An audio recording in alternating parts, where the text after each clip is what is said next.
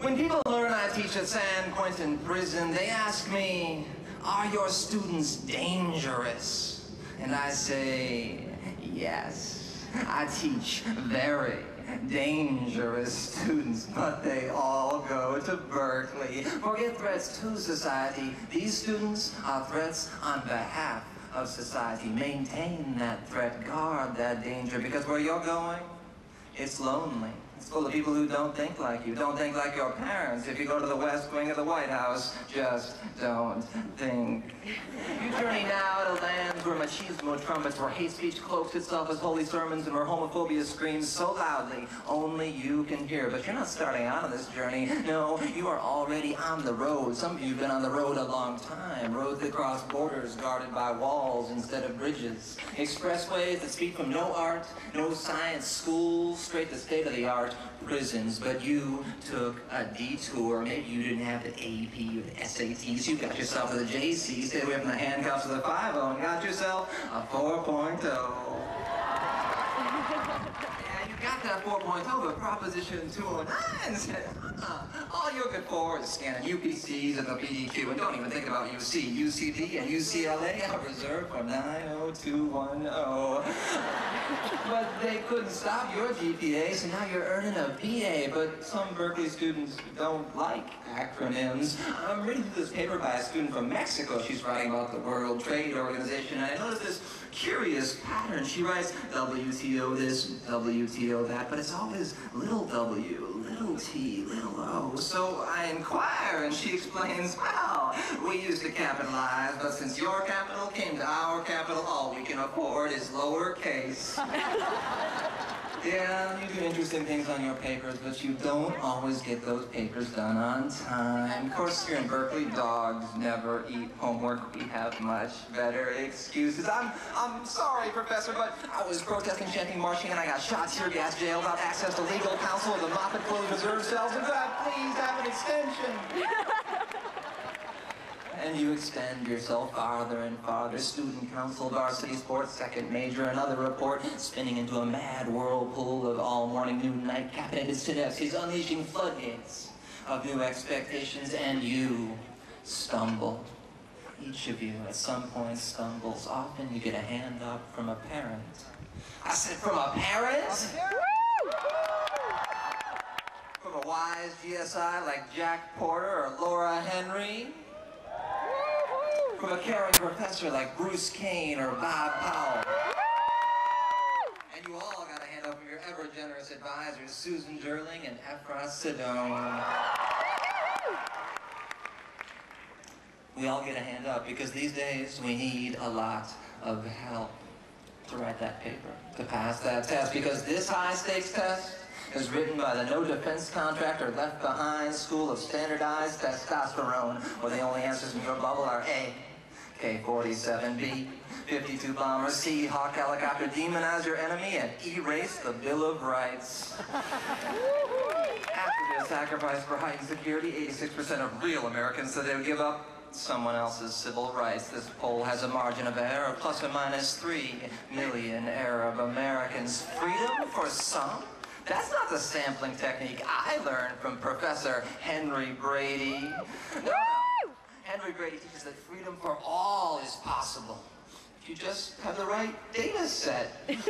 But Henry doesn't just teach freedom. No, Henry puts degrees of freedom into action. Wherever chads hang, wherever butterflies blossom, wherever automatic machines punch out the lights of our voting rights, Henry is there in the trenches, SPSS software in hand, fighting, quantifying, battling multicollinearity with the methodological courage to leave me breathless.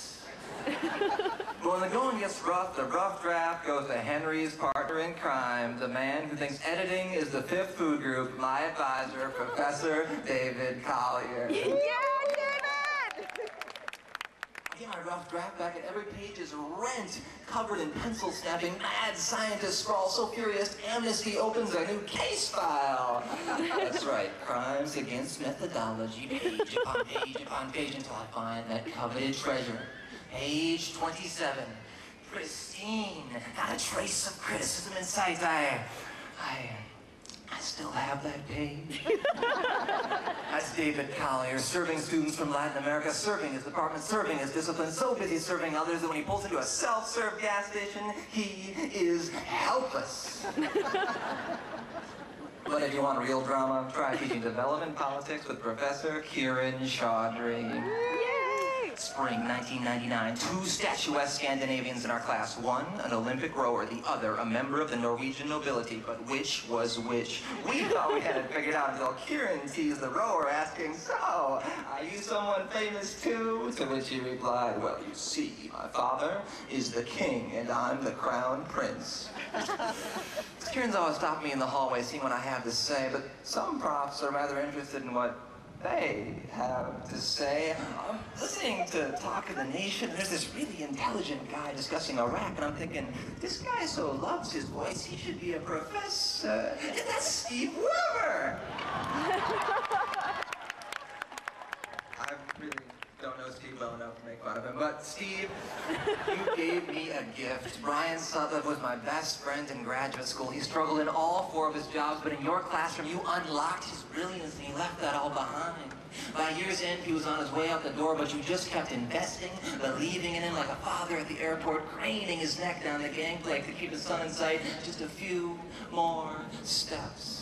Ryan may not be graduating at my side, but he is marching proud, building international relations of integrity, justice, and we will never forget your faith in him, Stephen Weber. But Brian's not the only one. I struggled too. I came to Berkeley bursting activist initiative, the whole world to improve, joining marching, dancing, the Barbara Lee groove. And I'm not sure if this school disciplined me or this discipline schooled me, but by year's end, my bags were packed, my gaze fixed on the nearest emergency exit maybe behind you. I needed air. And that gust of oxygen swept in under the refreshing wing of Professor Judy Gruber. As your new teaching assistant, you polished me till I shine, but I didn't know you were truly cool until I opened your email marked urgent, breaking news, and it contained the release date of Harry Potter and the Goblet of Fire. And with an office that messy, you had to be cool, like the Dorothy Day poster child of office chaos. There's no time to be tidy. There's too much work to be done. Get the job done. That's Judy Gruber. Actions speak louder as the decibel din of deans and budgets rise to drown out cries from Oakland East to Cornell West. You keep one ear against the door, so when I knock, you make time. You dare to teach the city, the gridlock grid of fear-stained welfare lines, tear-streaked with the impolite dirt of poverty's cousin, once removed from the curriculum. You take us urban plunging over crabgrass frontiers of three-car garages built on flashbacks of redline blacks, warehoused in the obscene Cabrini Green plantation metaphor of Chicago's truly disadvantaged. You teach it with crisp lecture notes, reach for it with firm defiance, preach it with campus policy. That is Judy Gruber. Actions speak louder. Thank you, Judy Gruber. Finally, I'd like to conclude with an issue that is near to the heart of every member of the Berkeley community. Parking regulations. U.S. Senator Paul Wellstone drove his campaign bus all the way to Washington, but he couldn't find a parking spot. So in a preemptive strike to rival all others, he occupied the parking spaces of the four highest-ranking members of Congress, Boeing, Lockheed, GE, and Raytheon. So I ask you, whose parking space are you gonna take? Because Joe Freeman didn't follow the parking regulations, and neither should we. Joe Freeman walked across this stage, got this diploma, drove that diploma straight to Alabama, and parked that diploma in every separate but illegal parking lot she could find. She got a few parking tickets, but she just kept driving that diploma, drove it up to Chicago, double parked that diploma all over sexist newspaper editors, parallel parked black civil rights and women's equal rights. Yeah, she said, now we are getting somewhere. Are you gonna get somewhere? With that diploma, actions do speak louder, but it's the parking tickets that make people change. Congratulations, thank you all so much, and good luck with that diploma.